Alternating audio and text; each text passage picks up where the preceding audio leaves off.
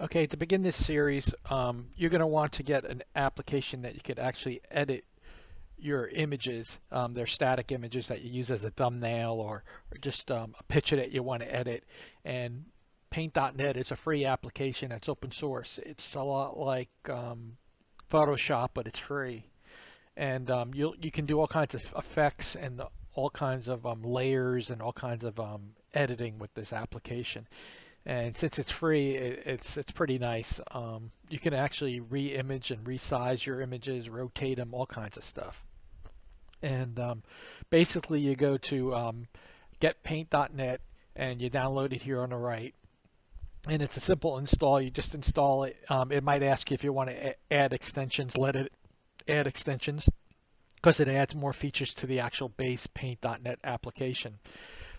They're usually called plugins, but I think for some reason they call them extensions when you're installing it. And then you could start editing, and for free, basically, it's a really nice application. And then you could actually, adjust size and all that. And you could do all kinds of effects and distort colors and rotate the image and rotate the text. If you go here, let me see what you do here. You go here, here, and then you could actually spin it too. See? And you could select features within that image and spin them and readjust them like that. So for a free application, I suggest everybody get Paint.net. I'm going to do some videos using Paint.net, and I'll show you some of the easy features. It's so easy to use, and there's a lot of support on Google. So I would definitely suggest getting this application. Okay, if you see my last video, I suggested that you use Paint.net to make your images and thumbnails and static pictures for your social media, YouTube websites, and all. Paint.net is a free application. It's pretty powerful. Um, you could also get added in plugins for free, but a lot of them are free anyway.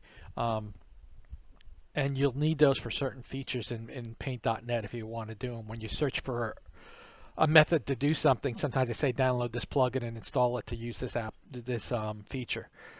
So what I did is I searched Google Paint.net plugin, and one site is guidingtech.com, and it says 5 essential Paint.net plugins.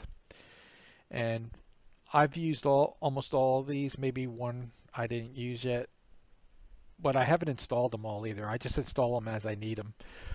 Bold Baits is really good, and you just download it here. Pyrochilds is good. I'm going to show you some things with Pyrochilds. Simon Bees is good. Download DPY, and MadJIK is also here.